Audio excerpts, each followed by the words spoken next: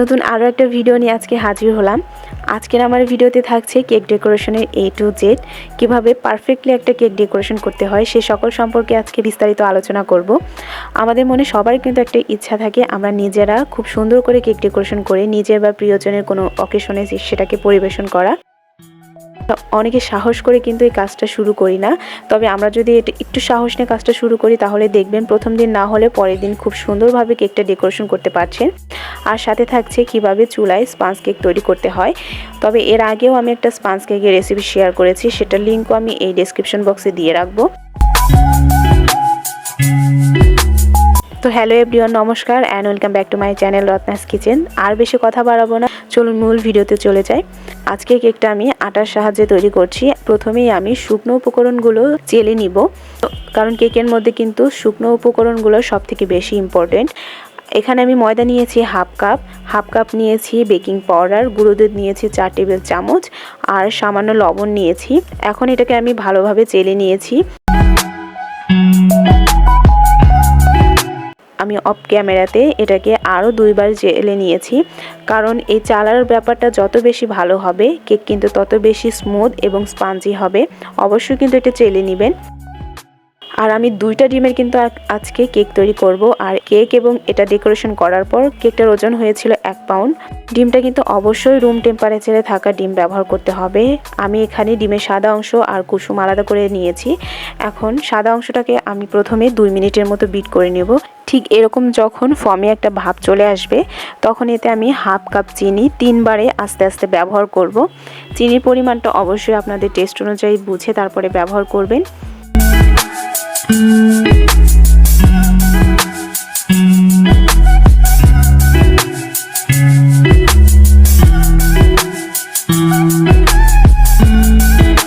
Bit করতে করতে ডিমের মেলাঙ্গে যখন এরকম একটা কনসিস্টেন্সি চলে আসবে তখন এতে আমরা ভ্যানিলা এসেন্স এবং ডিমের কুসুমটা দিয়ে দেব। আর কিভাবে বুঝবেন যে ডিমের মেলাংটা পারফেক্টলি হয়েছে কিনা, দেখুন এভাবে কিন্তু ধরে রাখার পরেও ডিমের মেলাংটা খুব ভালোভাবে বোঝা যাচ্ছে। আর এটা দিয়ে যদি আমি কোনো অক্ষর লিখি তাহলে কিন্তু অনেক সময় পর্যন্ত এটা স্টে করবে, তখন বুঝবেন যে মেলাংটা পারফেক্টলি ভাবে তৈরি হয়ে গেছে। এখানে আমি ভ্যানিলা এসেন্স আর ডিমের কুসুমটা দিয়ে নিচ্ছি। এখন বেশি সময় ধরে এটা বিট করা যাবে না, তাহলে ডিমের মেলাংটা নষ্ট হয়ে যাবে। আমি 30 সেকেন্ডের মতো এটাকে বিট করে নিয়েছি শুধু মেশানো পর্যন্ত।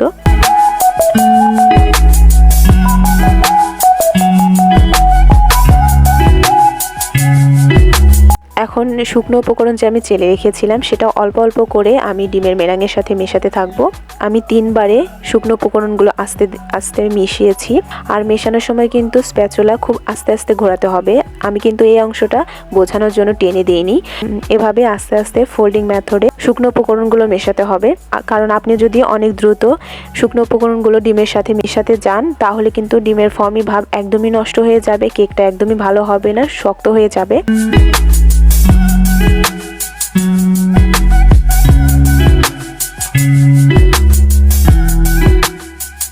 আর ডিমের মেলাং থেকে আমি অল্প কিছু অংশ আলাদা একটা বলে রেখে দিয়েছিলাম এর মধ্যে ফুড কালারটা মেশানোর জন্য। এখন আমি এতে রেড ফুড কালারটা মিশিয়ে নিচ্ছি। আমি এখানে জেল রেড ফুড কালারটাই ব্যবহার করেছি।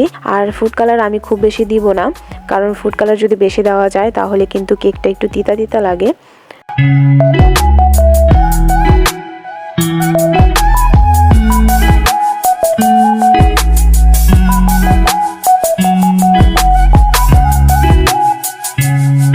এখন এই ফুড কালার দেওয়ার পরে ফোল্ডিং মেথডে খুব আস্তে আস্তে সবকিছু ভালো করে মেশাতে হবে।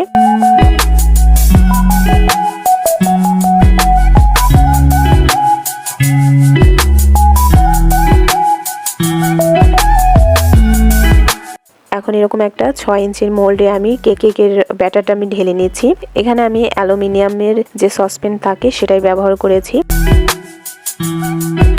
আর আমি আজকে কেকটা বেক করব অ্যালুমিনিয়ামের একটা সসপ্যানে। অ্যালুমিনিয়ামের কোনো সসপ্যানে কেক বেক করলে কেকটায় খুব সুন্দর একটা কালার চলে আসে।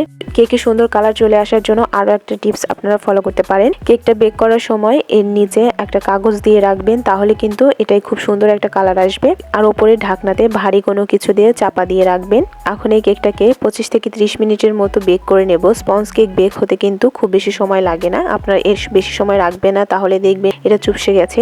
আর একটা জিনিস আপনারা লক্ষ্য করেছেন কিনা, আমি কিন্তু স্পঞ্জ কেকে কোনো রকম তেল ব্যবহার করিনি। আর স্পঞ্জ কেকে কিন্তু কোনো রকম তেল ব্যবহার করার প্রয়োজনও পড়ে না।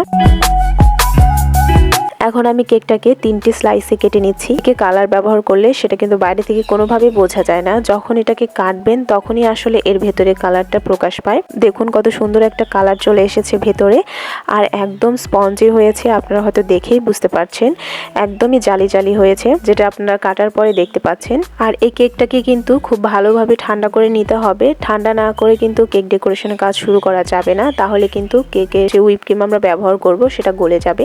এখন আমি যে বোলের মধ্যে ক্রিমটাকে বিট করব, সেই বোল এবং ইলেকট্রিক বিটারের স্টিলের যে অংশটা আমি 1 ঘন্টার জন্য ফ্রিজে রেখে দিয়েছিলাম। এটা আমি ডিপ ফ্রিজে রাখি, নর্মাল ফ্রিজে রেখেছি। যেহেতু এখন গরমকাল, এটা অবশ্যই ফলো করার চেষ্টা করবেন। প্রথমে আমি 3 মিনিটের মতো লো স্পিডে বিট করব। ইনস্টা ব্র্যান্ডের এই ক্রিমটাতে অনেক বেশি মিষ্টি দেওয়া থাকে, যার কারণে এখানে কিন্তু আমি আলাদা কোনো রকম চিনি এখানে ব্যবহার করিনি। আর আলাদা কোনো কিছু ব্যবহার না করার পরেও দেখবেন কত সুন্দরভাবে এটা সেট হয়ে যায়। প্রথমে আমি 2 থেকে 3 মিনিট লো স্পিডে বিট করার পরে যখন এরকম একটা সফট পিক চলে আসবে, তখন আমি এটার বিট আরেক ধাপ বাড়িয়ে দেব, অর্থাৎ 2 করে দিব। এভাবে আমি আরো 2 থেকে 3 মিনিট বিট করে নিব। আর বিট করার সময় আমি কিন্তু একটা সিকোয়েন্স ফলো করেছি। আমি বিটারটাকে কিন্তু একরকম সিকোয়েন্সেই ঘুরিয়েছি, আমি এলোপাথারি কিন্তু বিটারটাকে ঘুরাইনি। এভাবে সিকোয়েন্স ফলো করে যদি বিট করা যায় তাহলে কিন্তু ফর্মিটা অনেক বেশি ভালো আসে। আপনারা এটা ফলো করার চেষ্টা করবেন। বিট করতে করতে দেখবেন ইলেকট্রিক বিটার নাড়াচাড়া করতে একটু সমস্যা হচ্ছে, তখন আপনারা বিট করা বন্ধ করে দিবেন, কারণ অতিরিক্ত বিট কিন্তু করে ফেলা যাবে না, তাহলে ফর্মি ভাবটা একদমই নষ্ট হয়ে যাবে। ক্রিমটা ভালোভাবে সেট হয়েছে কিনা সেটা আমি চেক করে দেখাচ্ছি। বোলটা উল্টা করার পরেও দেখুন কোনোভাবেই কিন্তু বিট সরে যায়নি, একদম শক্ত হয়ে লেগে আছে। এরকম পর্যায়ে যখন আসবে তখন বুঝবেন ক্রিমটা একদম ভালোভাবে সেট হয়ে গিয়েছে। প্রথমে আমি কিছুটা ক্রিম কেক বোর্ডে দিয়ে নিচ্ছি, তাহলে কেকটা অনেক ভালোভাবে বসে থাকবে। এখন কেকের প্রথম স্লাইসটা আমি এতে দিয়ে দিচ্ছি। আর কেকের প্রত্যেক লেয়ারে কিন্তু সুগার সিরাপ অথবা দুধ অথবা প্লেন ওয়াটার ব্যবহার করতে হবে, তাহলে কোনোভাবে কিন্তু কেকটা সফট থাকবে না, আর ক্রিমও কিন্তু ভালোভাবে বসবে না। এখানে আপনারা সুগার সিরাপ তৈরি করার জন্য উষ্ণ একটু গরম জলের মধ্যে 2-1 চামচ চিনি দিয়ে রেখে দিবেন, তাহলে সুগার সিরাপ হয়ে যাবে। আর এই দুধের মধ্যে আমি কোনো রকম কিন্তু চিনি ব্যবহার করিনি। এখন আমি ক্রিমের একটা পাতলা লেয়ার দিয়ে নিচ্ছি। আমি কেকে ক্রিম খুব একটা বেশি পছন্দ করি না, এর জন্য আমি এখানে অল্প অল্প ক্রিমই ব্যবহার করেছি। আপনারা এখানে চাইলে আরো অনেক বেশি ক্রিম ব্যবহার করতে পারেন। প্রথম লেয়ার দেওয়া শেষ হওয়ার পরে আমি কেকের আরেকটা স্লাইস দিয়ে নিয়েছি।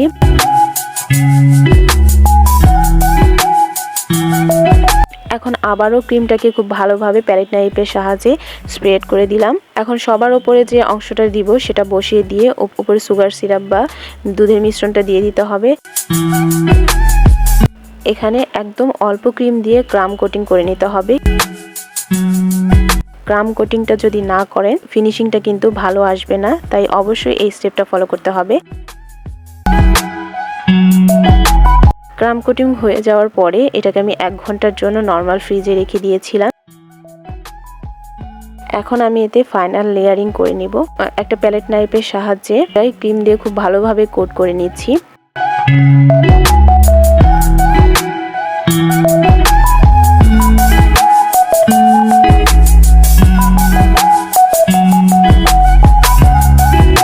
আমাদের বাসাতে কিন্তু এরকম কার্ড সবারই থাকে। এই কার্ডের সাহায্যে কিন্তু আমরা খুব সুন্দর করে কেকটা ফিনিশিং আনতে পারি। আমি ঠিক যেভাবে দেখিয়েছি এভাবে আস্তে আস্তে আপনারা কেকটায় ফিনিশিং নিয়ে আসবে। আর প্রত্যেকবার কার্ডটা কিন্তু পরিষ্কার করে নেবেন, কেকে ব্যবহার করবেন, তাহলে দেখবেন ফিনিশিংটা আরো অনেক বেশি আসবে।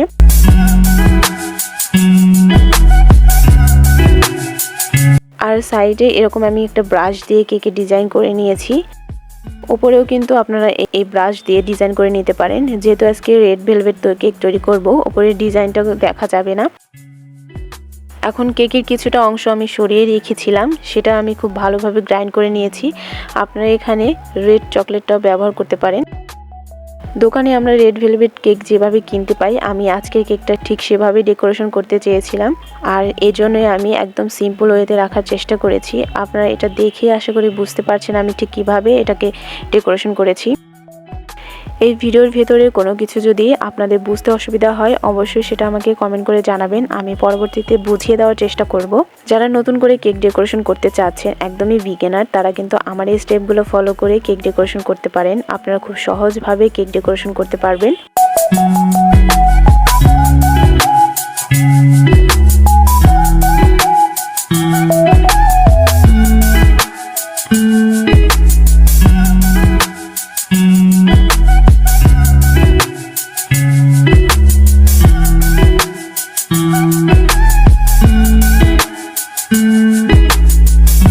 কেকটা দেখতে কেমন হয়েছে অবশ্যই কিন্তু সেটা কমেন্ট করে জানাবেন।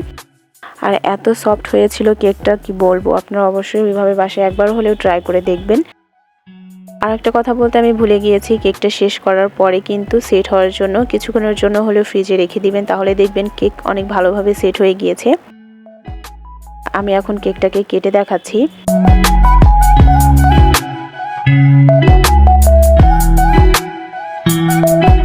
দেখুন প্রত্যেকটা লেয়ার কিন্তু খুব ভালোভাবে বোঝা যাচ্ছে, আর অনেক বেশি সফট হয়েছিল কেকটা। আপনারা হয়তো দেখেই বুঝতে পারছেন যে কেকের ভেতরে কতটুকু সফটনেস এখনো পর্যন্ত আছে। আর সত্যি কথা বলতে আমি এই কেকটা ডেকোরেশন করার পর খেয়ে দেখেছি, এত মজার হয়েছে যেটা আপনারা না বানালে কোনোভাবেই বুঝতে পারবেন না। তো আজকের আমার এই কেক ডেকোরেশনটা কেমন হয়েছে অবশ্যই কিন্তু সেটা কমেন্ট করে জানাবেন। আর কোনো কথা বাড়াবো না, দেখা হবে পরবর্তী কোনো ভিডিওতে। ততদিন সবাই ভালো থাকবেন।